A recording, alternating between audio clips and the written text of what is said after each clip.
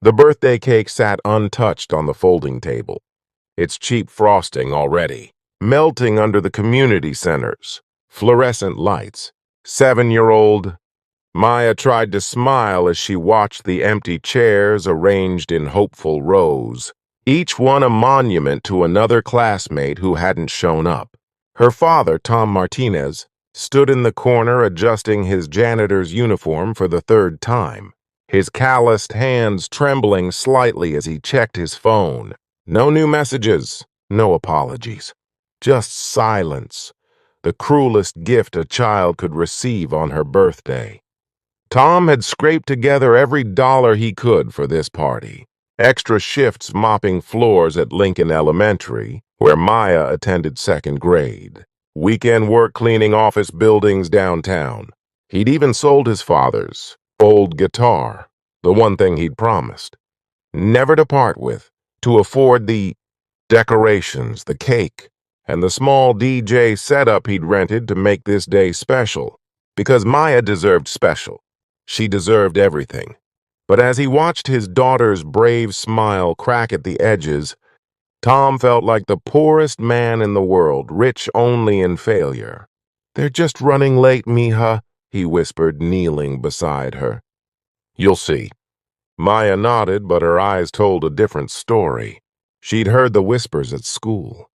About her clothes from the thrift store. About her dad, the janitor, always smelling like pine sol and pushing that yellow mop bucket through the hallways.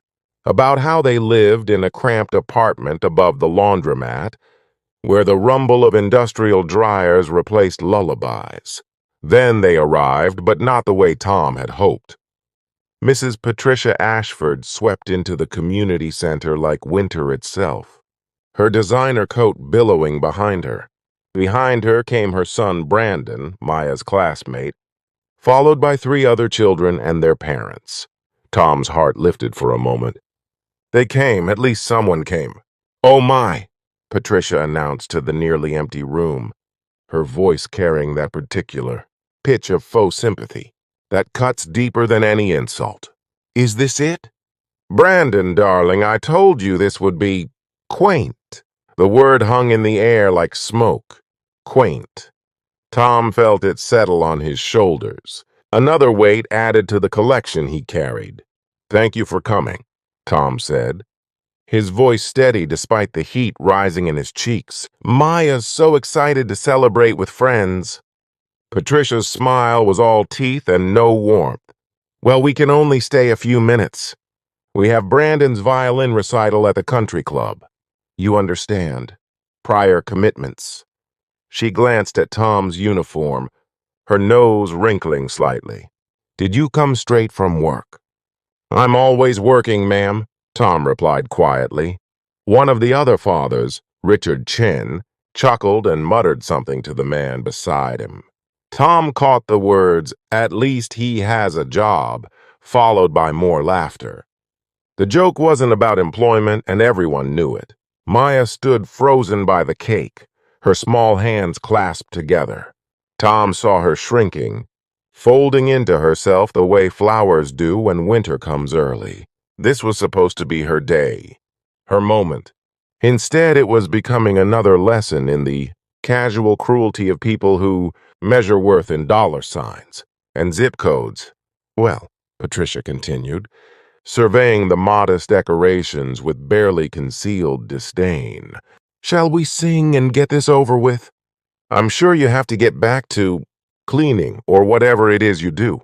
Something in Tom shifted. Not anger.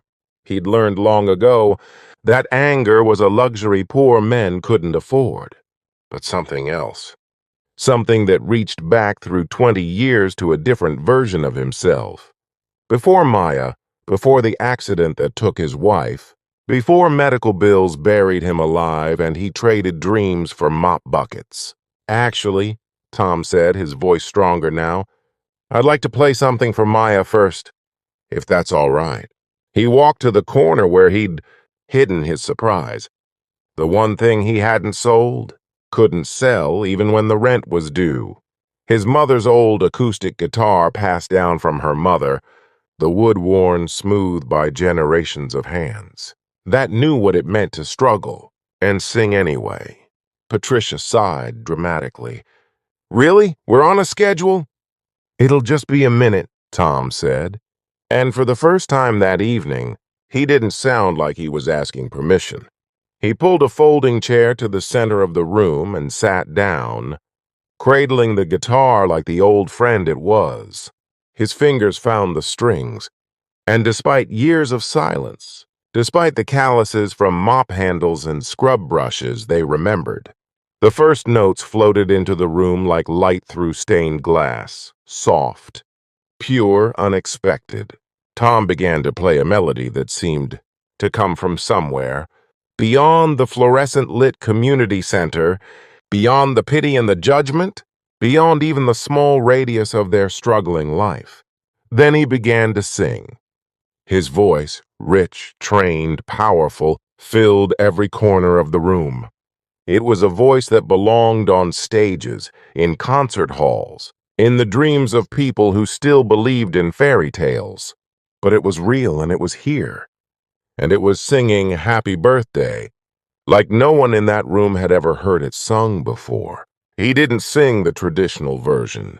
Instead, he wove in harmonies he'd learned at Berklee College of Music, before his scholarship was revoked when his wife got sick, before he dropped everything to care for her through chemo, before medical debt became his life sentence.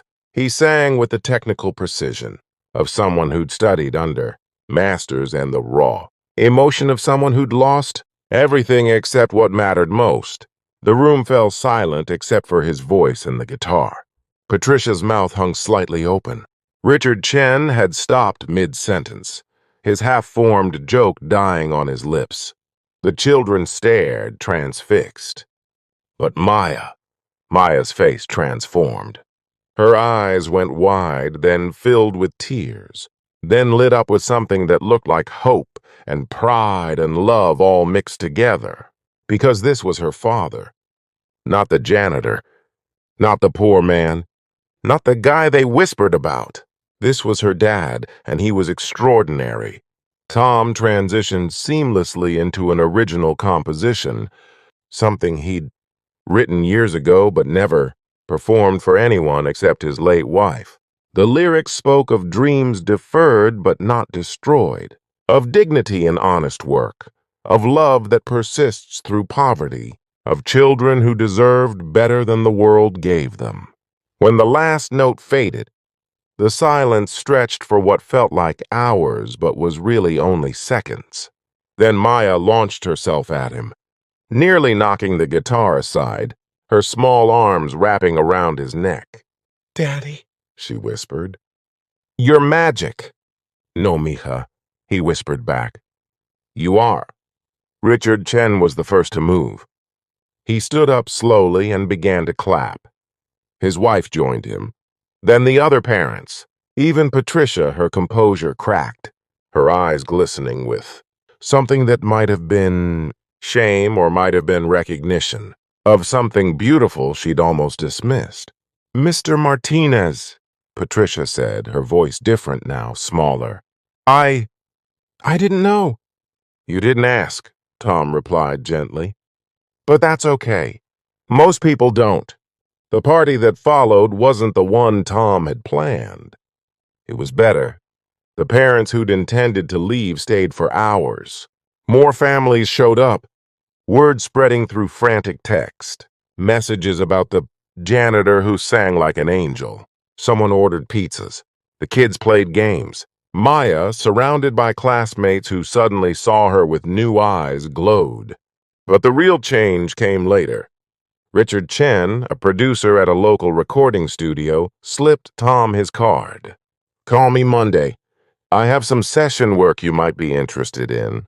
Patricia cornered him by the refreshment table, humility softening her sharp edges. "My husband owns the Paramount Theater. They're looking for a musical director. It pays well, very well. Would you be interested?"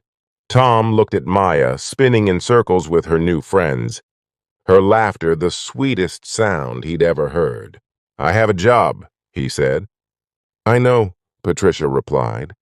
I'm offering you a career. 6 months later, Tom Martinez stood on the stage at the Paramount, directing a full orchestra. He still wore his janitor's uniform sometimes for the early morning hours before rehearsals, because he'd never forgotten where he came from or what honest work meant. Maya sat in the front row of every performance, her smile bright enough to light the entire theater. But the real magic wasn't in the transformation from janitor to musical director. It was in the lesson everyone learned that night at the community center, that dignity isn't determined by occupation, that worth isn't measured in paychecks, and that the people we most easily dismiss might be the ones who change our lives forever. And sometimes all it takes is one song, played with love, performed with courage, shared with grace, to remind the world that everyone has a story worth hearing, a talent worth celebrating, and a humanity worth honoring. Maya kept the video someone recorded that night. When she watched it, she didn't see a janitor singing at a pathetic birthday party.